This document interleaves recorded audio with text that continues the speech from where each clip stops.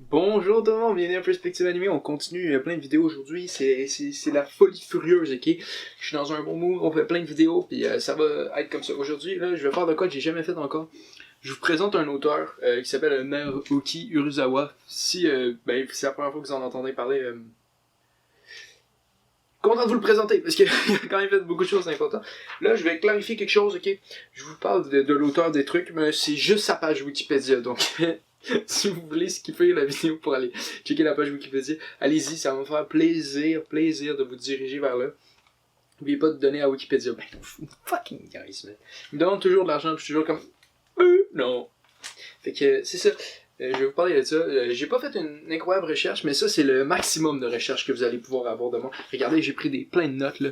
C'est une page pleine de notes. Donc, on va parler de ça, on va commencer ensemble. Je suis comme tout excité. Moi, je pense que c'est un auteur qui vaut la peine, Naoki Urasawa, qui a fait beaucoup de bonnes séries. On va en parler plus tard de quelle série il a fait, mais il a gagné plusieurs prix. Le prix Osamu Tezuka et plein d'autres prix. Un prix à Angoulême, que je suis pas sûr que ça l'intéresse vraiment. Il était écrit sur sa page Wikipédia, puis j'étais comme, d'après moi, il était pas comme Angoulême, j'ai gagné Angoulême, yes, vive la France! Je pense pas, là, sincèrement, là, pourquoi mettre ça sur sa page Wikipédia? Mais bon, bref. Il est né le 2 janvier. Et ça 2 janvier 1960, ça fait qu'il y a 60 ans exactement en ce moment. Puis je pensais à ça, le 2 janvier, c'est sûr à 100% qu'il y a quelqu'un le 1er janvier qui était comme « Oh, j'aimerais ça qu'un grand mangaka naisse !» qui a fait ce vœu-là, puis que ça s'est produit la journée d'après, le 2 janvier. Donc, merci à cette personne-là qui a fait ce vœu-là. Par contre, tu verras pas la vidéo parce que, il y a 60 ans, t'es sûrement japonais. Et puis, si toi t'as fait le vœu, t'avais plus que 60 ans. Donc, t'es probablement pas en train de regarder une vidéo YouTube française en 2020. Mais c'est pas grave. Merci à toi parce que c'est 100% sûr que c'est confirmé par Perspective Animée et toutes nos sources. Naoki Urasawa était le vœu de quelqu'un. Ça, c'est... Il n'y a pas plus sûr que ça. C'est en nouvelle année, là. Faites un vœu! Naoki Urasawa. Bref. Né à Fushu, dans la préfecture de Tokyo. Dans le fond, c'est la banlieue de Tokyo. Et puis, c'est le fun parce qu'il y a 250 000 personnes. Et ça, c'est la banlieue. À Tokyo, c'est une petite ville. Ça me fait rire. Ici, on est 25 000. Ça, c'est la banlieue de Montréal. 25 000. Banlieue de Tokyo, 250 000. Fait que c'est pas les mêmes games, tu sais. C'est comme pas la même game, on est dans une autre truc et tout. Et ici, j'ai dit plusieurs prix comme autre note, mais ça, je viens de le dire, donc c'est ça. Vous voyez à quel point je suis organisé comme YouTuber. Probablement le YouTuber le plus organisé de l'histoire. No doubt about that. Je fais une pause hip-hop. Donc, il a commencé son contact avec les mangas quand il était à la maternelle, Naoki Urasawa. Il a lu... c'est ça, il a découvert Osamu Tezuka à la maternelle avec Astro le petit robot. Donc je peux dire que moi aussi je suis quasiment Naoki Urasawa parce que Astro le petit robot, je le connaissais quand j'étais jeune. Ok, j'ai pas fait le reste. Lui il a commencé à dessiner et en 3e année, il est dans sa classe, il était au journal étudiant et il dessinait des petits mangas à 4 cases. J'ai-tu noté le nom? Non, j'ai pas noté, non, mais il y a un nom spécifique pour des mangas à 4 cases. Puis ça, c'était sa manière. C'était sa manière, vu que, il voulait se faire bully, il se faisait bullier et il se faisait intimider un peu. Puis c'était sa manière, en faisant ces mangas, ça y est arrivé de moins avoir de monde qui riait de lui. C'est quand même positif, ça. T'sais, fait que même dans la même année, il décide d'écrire un manga long, un manga plus long, qu'il fait lire à son grand frère. Dans le fond, c'est ça qu'il dit que c'est majoritairement son grand frère qui disait son nom, qui s'appelle La Cordillère du temps ancien. Et ça, sincèrement, en 3e année, ça c'est le titre que tu donnes à ton manga. Je crois que les intimidateurs avaient une raison pour t'intimider. Voyons donc, La Cordillère des temps anciens. Quoi? Voyons donc. Sincèrement, c'est ça. Moi, je suis son parent. Marie avec ça, était La Cordillère des temps anciens. Je fais comme...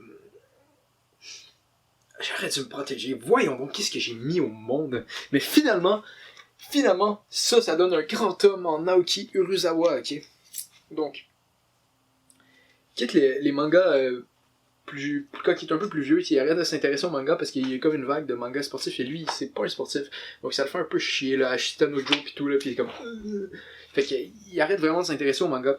Puis il finit par faire autre chose. Donc désolé, il y a eu un petit problème technique avec la batterie et j'ai dû la changer, puis je recommencerai pas la vidéo parce que vous méritez pas autant d'efforts que ça, ok? Ok, vous me méritez, mais moi, ça me tente pas de le faire. Donc, c'est son identité, oui, il quitte les mangas parce qu'il y a des mangas sportifs, il est comme... j'aime pas ça, moi le sport. Fait que là, il s'intéresse moins à ce qu'il fait. Puis il recommence quand il est à l'université un peu plus. Parce que, il lit, comme dans le fond, il disait pas Akira, là, mais c'est l'auteur de Akira qui l'a comme un peu influencé à recommencer les mangas, puis il était intéressé. Puis ça, j'ai un fait intéressant là-dessus. J'ai cliqué sur la page Wikipédia de l'auteur de Akira, puis il disait qu'il était... il venait de la préfecture de Miyagi. Puis moi, ça me fait rire, parce que Karate Kid, Miyagi, ça veut dire que, c'est ça, Monsieur Miyagi. Si vous comprenez, c'est une grande culture. Donc, il est inspiré, tu sais. Il commence, il se dit qu'il va aller travailler chez un éditeur. De ce que je comprends, ok? J'ai pu mal comprendre la page Wikipédia, c'est 100% possible. J'ai déjà eu des problèmes de lecture, des fois, ça m'est arrivé. Que je lise quelque chose et finalement c'est pas ça. Je sais pas si vous, ça vous est arrivé. Tu sais, ta mère a te texte et dit « Hey, va chercher du lait et tu reviens avec ton frère. » Parce qu'il est laid.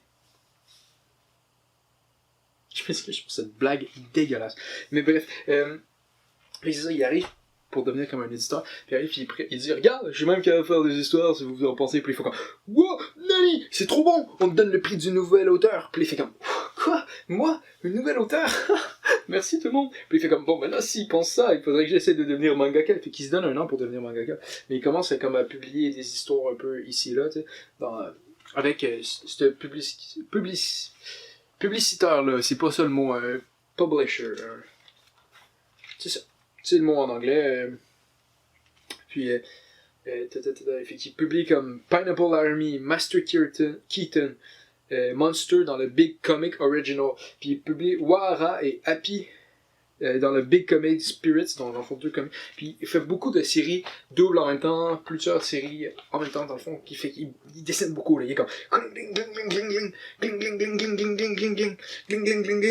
ça, c'est ma meilleure impression de beaucoup de travailler le mangaka. Moi, tu sais, regarde, si j'étais mangaka, moi je ferais des mangas, puis je ferais toujours le bruit gling gling gling gling gling gling gling, parce que c'est un bruit de mangaka, I guess. Donc c'est ça. Puis ensuite, il fait dans les années 2000 20th Century Boys, qui est c'est parfait, ok. Mais parfait. Je sais pas si c'est parfait, mais c'est très bon. Et puis, après, en 2003, il réalise un rêve. On a parlé de Astro le petit robot. Donc, il réussit par pouvoir faire de quoi avec Astro le petit robot dans l'univers d'Astro le petit robot, qui s'appelle Pluto, dans le fond. Et si vous avez aimé Astro le petit robot, ça se peut que non. Si vous avez aimé 20th Century Boys, Monster, là, oui, vous pouvez aller vers Pluto, parce que c'est lui dans l'univers de ça qui est complètement... Il met ça à sa sauce, hein. Il aime bien ça quand ça se bat, puis... Exactement. Quand le monde sont un peu pas là mentalement. Donc, il fait toujours plusieurs séries à la fois, jusqu'à temps qu'en 2007, il arrête de faire des séries comme ça, parce que il y a une blessure à l'épaule qui fait qu'il peut pas autant dessiner qu'il pouvait. Puis depuis ce temps-là, il est un peu critique de tout ce qu'il fait par rapport au rythme des auteurs mangaka. On va être honnête ensemble, c'est des rythmes effrénés qui sont demandés, c'est des choses incroyables. C'est lui, il travaille sur 2-3 séries en même temps, puis il ne fait plus toujours dessiner, c'est beaucoup de travail. Je pense qu'il disait même sur la page Wikipédia, il faisait plus de centaines de pages de manga par mois, là, mais c'est énorme, là. Ça, là, c'est un tome ou 2 mois, là, puis ça veut dire 6 tomes. C'est des tomes gros, même plein de dessins, là, en pensant à l'histoire et tout, là, c'est vraiment beaucoup demandé des auteurs, et je comprends 100% son point par rapport à ça. Moi, je suis pas du genre à faire comme bouhouhou, tu fais de l'argent, pi. Tu sais, il y a des mangakas aussi, donc ils doivent pas faire vraiment d'argent, là. Donc c'est pas juste les plus tu sais. C'est pour ça que moi, que je laisse Ishiro Oda, ça avoir des breaks, parce qu'en est, là, c'est n'importe quoi, leur rythme de production qu'ils doivent faire, tu sais. 16 pages, ça paraît plus facile à faire que non. D'après moi, c'est dur, tu sais, tout ça, puis d'avoir le bon setting. Il faut que tu penses aussi à c'est quoi la meilleure manière de transmettre ce que tu veux dire au monde. Donc bref, il y a ça. Et puis, si vous aimez vraiment... j'ai parlé un peu de la vie de Naoki Uruzawa. J'ai appris de quoi de très intéressant qui me donne quasiment le goût d'aller au Japon. C'est qu'il donne des cours à l'université d'art plastique de Nagoya. Je sais pas si encore, mais il disait sur la page Wikipédia. Et Wikipédia, c'est la vie, ok? C'est Wikipédia le dit, c'est que c'est vrai, ok? Tout le monde apprécie-le. Wikipédia, c'est la source la plus sûre de l'univers. C'est pas parce que tout le monde peut changer ce qui est écrit sur Wikipédia que c'est pas... Ok, c'est pas super... Mais il disait... Peut-être qu'il a déjà enseigné, peut-être qu'il enseigne plus, mais pareil, tu sais, ça vaut la peine d'aller étudier au Japon pour avoir un cours de Naoki Uruzawa en art plastique, là, genre, ouf. Je sais pas, c'est l'école d'art plastique, ça doit être par rapport au manga ou peu importe, mais comme, cet homme-là, c'est une perle rare. Donc c'est ça que j'avais dit à dire sur Naoki Uruzawa. Si vous aimez ça, qu'on continue la page Wikipédia de d'autres auteurs, je trouve ça serait intéressant. Puis je vous dis ça comme si j'allais pas le faire, peu importe ce que vous en pensez. Donc c'est ça, on se revoit pour une autre vidéo un jour, peut-être pas, peut-être jamais. Hey, on le sait pas, on vit ça ensemble, et puis au revoir tout le monde. Il y a d'autres vidéos sur la chaîne, allez les voir, et puis si vous aimez ça, abonnez-vous, tu sais, avec la petite cloche, là, vous allez pouvoir avoir à chaque fois des nouvelles vidéos. Par contre, ça doit gosser parce qu'on sort beaucoup de vidéos des fois, fait que je suis pas sûr que je le ferai à votre place. Mais abonnez-vous pareil.